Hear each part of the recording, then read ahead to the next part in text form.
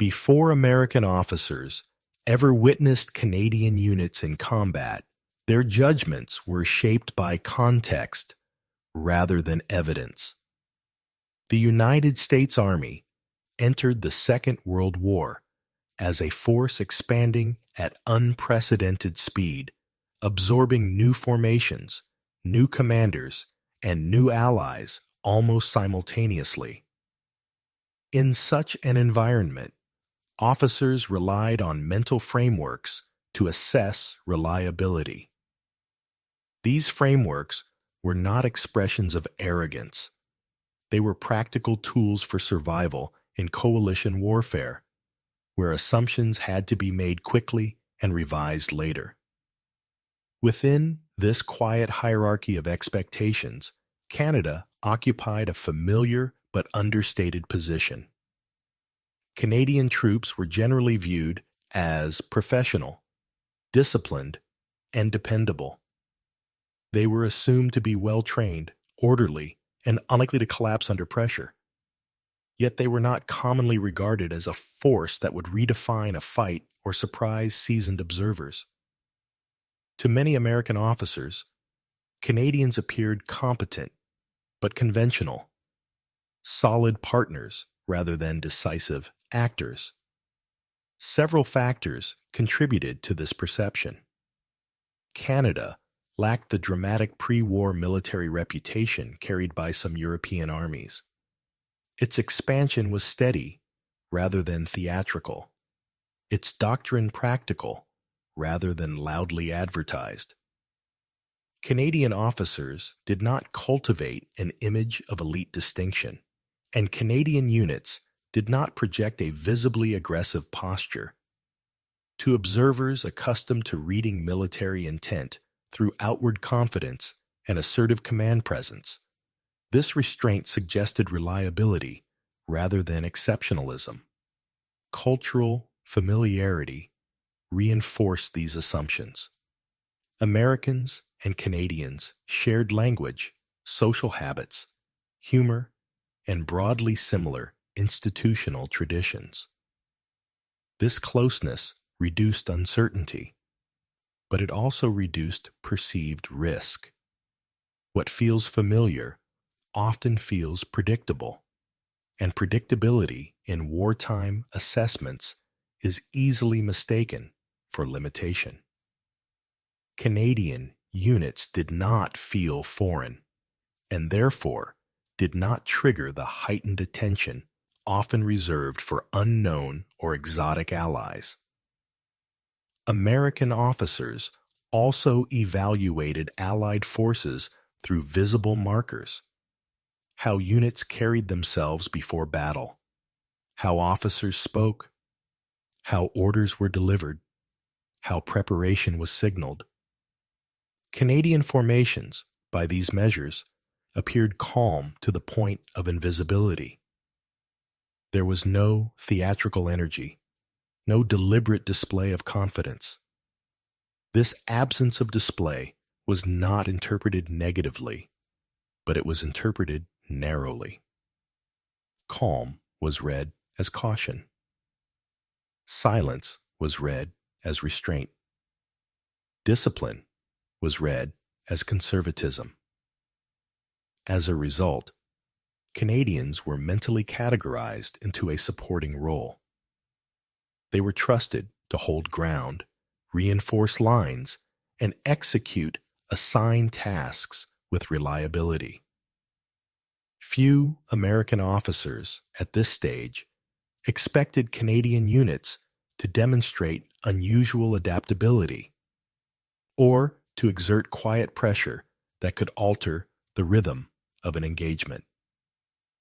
This was not dismissal, but a subtle narrowing of expectation. This initial framing matters because expectation shapes interpretation. Observers see what they anticipate seeing, especially under stress. The calm professionalism of Canadian troops did not challenge American assumptions before combat. It appeared to confirm them. Yet these assumptions rested on surface indicators rather than tested behavior. Once combat began, those indicators would prove insufficient. The psychological baseline had been set, and it would soon be tested in ways no briefing or reputation could fully prepare for. As American officers observed Canadian units in the final moments before contact, their attention shifted from abstract expectation to concrete behavior. There was still a no firing, no visible enemy pressure, only preparation. It was in this quiet interval that the first subtle doubts began to surface. What stood out immediately was the absence of outward tension. Canadian units did not display the heightened energy American officers were accustomed to seeing before engagement. Orders were delivered briefly, often without repetition. Movements were economical and purposeful. Soldiers adjusted their positions with minimal conversation, checked weapons methodically, and settled into cover without visible urgency. There was no attempt to generate momentum through noise or command presence. To American observers, this calm was difficult to interpret. In U.S. military culture, pre-battle readiness often revealed itself through visible activity, raised voices, repeated instructions. Physical movement meant to focus attention and sharpen resolve. Canadian preparation followed a different logic. Readiness was procedural rather than expressive. Discipline was assumed rather than reinforced aloud. This contrast introduced uncertainty. Some officers read the calm as confidence, the product of experienced units comfortable with their roles. Others wondered whether it reflected over-control or emotional detachment from the coming fight. The lack of visible tension made it difficult to assess how these units would respond once uncertainty and danger replaced routine. Tactical habits further complicated interpretation. Canadians emphasized spacing over mass and positioning over speed. They avoided clustering and resisted the impulse to press forward simply to assert presence. Movement was deliberate and measured. Contact was delayed where possible. To American officers trained to associate initiative with immediate forward pressure, this patience felt counterintuitive. It suggested restraint where aggression was often expected. These observations did not generate open criticism. Doubts remained unspoken, forming quietly at the edges of perception. American officers were experienced enough to recognize that pre-battle behavior could be misleading. Still, questions lingered. Would such restraint hold under fire? Would silence survive chaos? Could emotional control endure shock? What made these questions more pressing was the consistency of Canadian behavior. There was no last-minute shift toward visible urgency. No dramatic signals of readiness emerged as engagement approached. Canadian units appeared unchanged, as if the transition from preparation to combat would require no emotional adjustment. This constancy unsettled observers.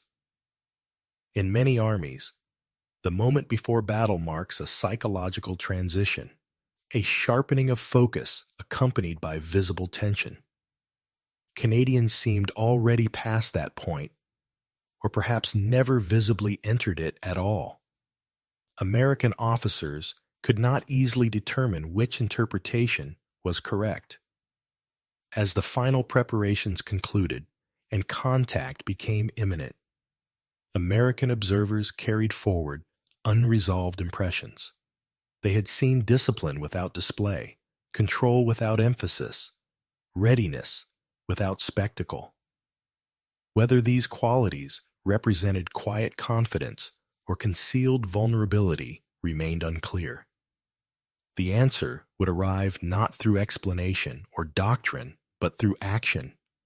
Once the first shots were fired and assumptions met reality. When combat finally began, American officers did not witness the sudden transformation they had anticipated. There was no visible surge of emotion, no abrupt shift in posture or tempo among Canadian units. Instead, what unfolded was a continuation of the same controlled behavior observed moments earlier. The transition from preparation to combat appeared almost seamless. The first point of disruption to American assumptions came through this emotional consistency. Canadian soldiers did not react to incoming fire with heightened urgency or dramatic movement. Orders remained short and precise. Movements were deliberate rather than rushed. Units adjusted positions incrementally, as if responding to a familiar problem rather than an extraordinary crisis. For observers accustomed to seeing the shock of first contact produce visible tension, this steadiness was unexpected. Canadian units also resisted the impulse to equate pressure with aggression. When fire was exchanged, they did not immediately attempt to overwhelm through rapid advance. Instead, they prioritized control. Fields of fire were established carefully. Cover was used methodically. Advances occurred only when conditions reduced uncertainty. When uncertainty increased, movement paused rather than accelerated. This behavior created a subtle sense of disorientation among American observers. The battlefield did not resemble the dramatic engagements they were trained to recognize as signs of effective action. There were no sweeping maneuvers or visible surges meant to signal dominance. Yet despite this lack of spectacle, the tactical balance began to shift. Canadian positions grew more stable. Enemy movement became constrained. Pressure accumulated quietly. Observers also noted how Canadian units absorbed losses. Casualties did not trigger visible panic or reckless counteraction. Adjustments were made without raised voices or obvious emotional strain. Fire was redistributed. Positions were tightened. The unit's overall coherence remained intact. To American officers, this suggested a depth of preparation that extended beyond technical training into psychological conditioning. What unsettled observers most was not what Canadians did, but what they did not do. They did not chase exposed targets impulsively. They did not break formation to exploit momentary advantage. They did not respond to provocation with emotional escalation. Each action appeared governed by restraint rather than impulse. At this stage, admiration had not yet formed. The reaction was more analytical than emotional. American officers were confronted with behavior that did not align with familiar models of combat effectiveness.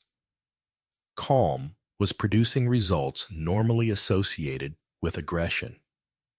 Silence was facilitating coordination rather than inhibiting it. As the engagement continued, a realization began to take shape quietly. The qualities initially interpreted as caution or passivity were revealing themselves as tools of control. Canadian calm was not the absence of fear, nor a sign of hesitation. It was evidence of discipline applied under stress. The assumptions carried into the battle were not merely challenged. They were becoming untenable, replaced by a growing recognition that effectiveness could take forms far less visible, yet no less decisive. As the engagement unfolded, American officers began to shift from observation to analysis. The initial surprise gave way to a more deliberate effort to understand what they were seeing.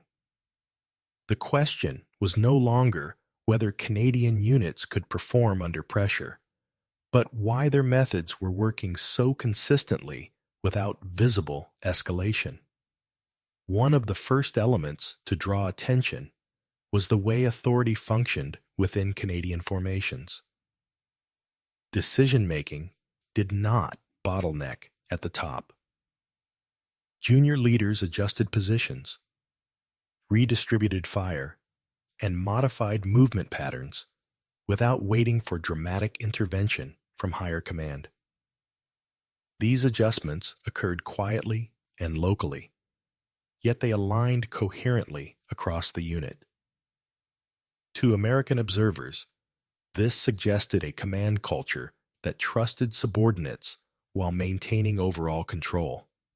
Equally striking was how Canadian units interacted with terrain. Rather than treating the battlefield as a series of obstacles to overcome, they treated it as a system to be shaped. Cover was not used merely for protection, but to influence enemy movement. Fields of fire were established to limit options rather than to chase decisive moments. Movement was calculated to reduce exposure and deny opponents opportunities to reset or regroup. American officers also noticed the deliberate management of tempo. Canadian units did not expend energy early in the engagement in an effort to assert dominance. Ammunition was conserved. Movement was paced. When pressure increased, responses were measured rather than reactive. This restraint suggested preparation for sustained engagement rather than short bursts of intensity. It also reduced the likelihood of errors caused by fatigue or emotional overload. At this stage, quiet conversations began among observers. These were not expressions of praise, but of inquiry. Why did these units remain so composed under fire? How was such discipline trained? Was this behavior doctrinal or cultural? The effectiveness being observed appeared too consistent to be coincidental. What further unsettled American officers was the adaptability of Canadian units within this controlled framework. Restraint did not produce rigidity. When conditions changed, Canadians adjusted without visible disruption. When opportunities emerged, they were exploited cautiously but effectively. Control did not prevent initiative, it shaped it. This realization marked a deeper reassessment. The initial assumption that calm equated to conservatism no longer held. Canadian restraint was revealing itself as a method for maintaining clarity under uncertainty. By limiting emotional escalation, Canadian units preserved cognitive space for decision-making. Their discipline was not restrictive. It was enabling. As the battle continued, American officers began to recognize that what they were witnessing was not a situational response, but a repeatable system. The consistency of Canadian behavior across different moments of pressure suggested an institutional foundation. Effectiveness was being generated not by individual bravado or aggressive posture, but by a collective culture that prioritized control over display. By this point, the learning process was active and ongoing. Observers were no longer measuring Canadians against prior expectations. They were recalibrating their understanding of what effective combat behavior could look like. The transformation was quiet, but it was well underway. When the engagement ended, The shift in perception did not announce itself through dramatic statements or formal praise. In official reports, language remained measured and restrained. Canadian units were described as effective, disciplined, and reliable, terms that fit comfortably within established military vocabulary.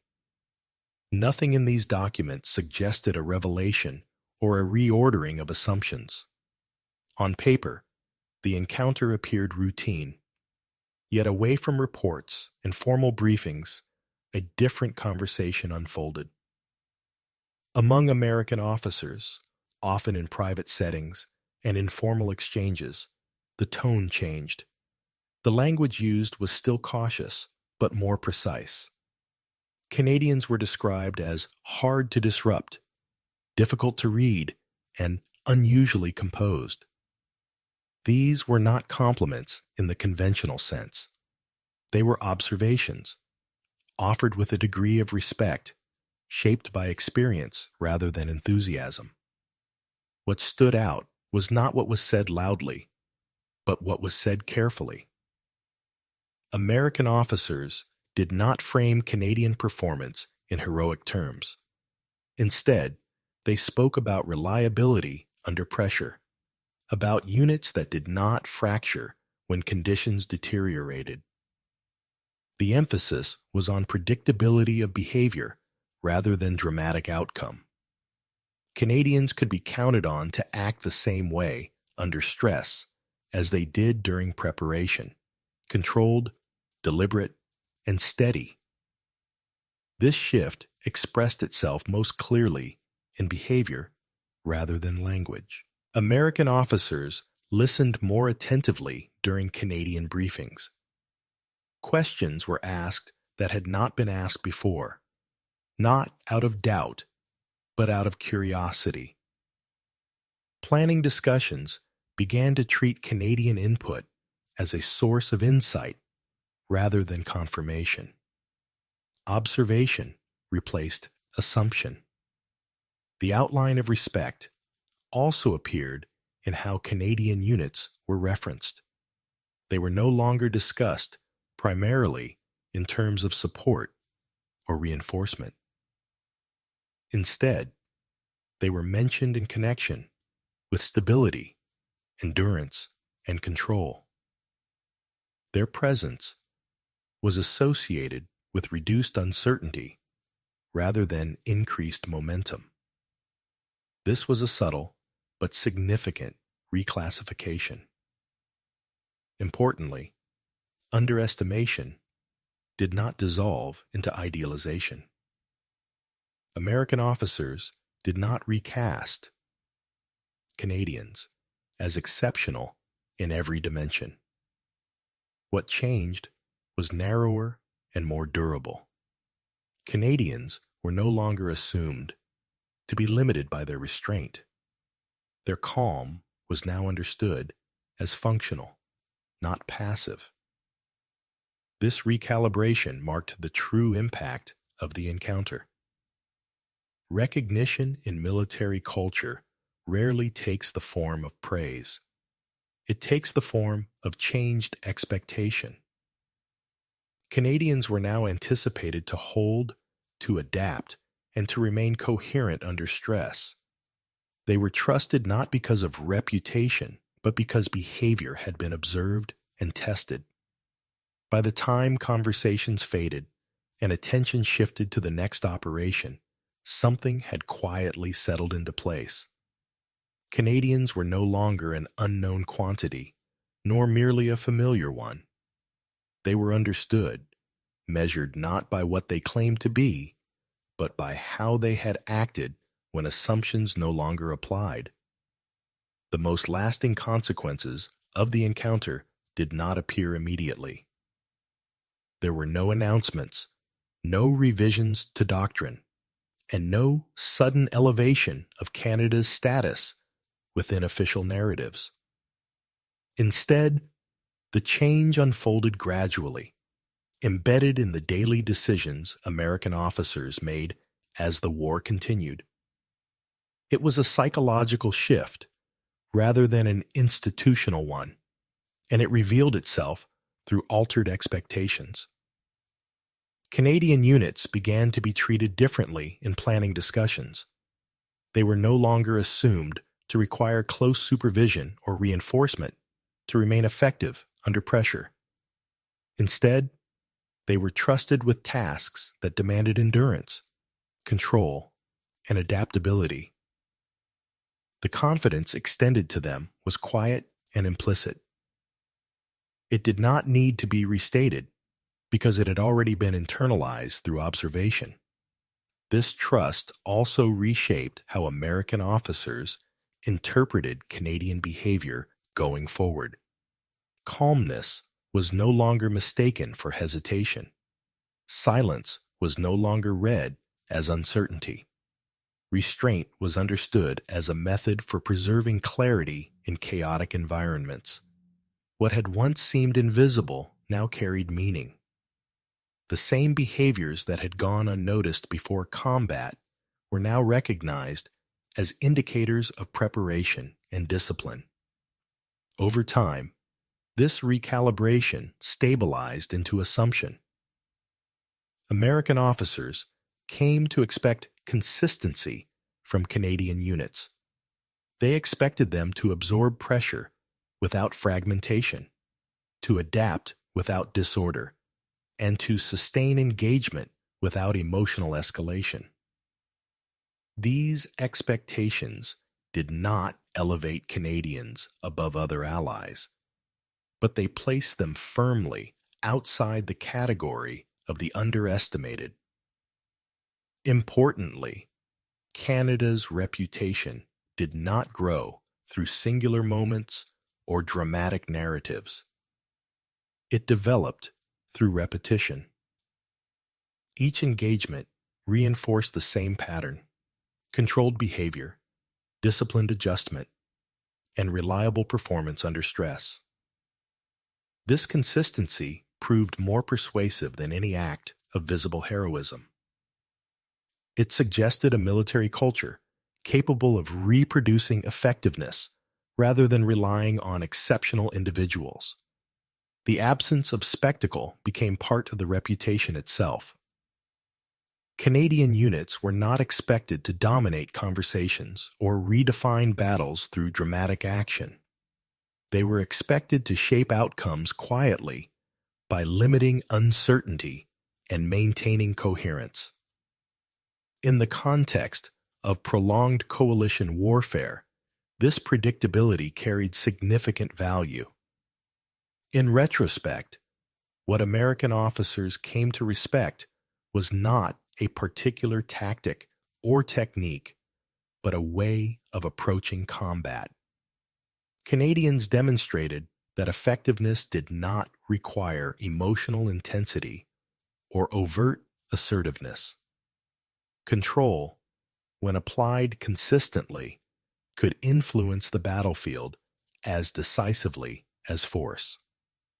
The transformation that began with underestimation concluded not with celebration, but with acceptance. Canada did not need to be reimagined or mythologized. It needed only to be understood. That understanding emerged slowly, through observation rather than proclamation, and it endured because it was grounded in experience. In war, the most durable reputations are rarely declared. They are discovered, and once discovered, they quietly shape expectation long after the battle has ended.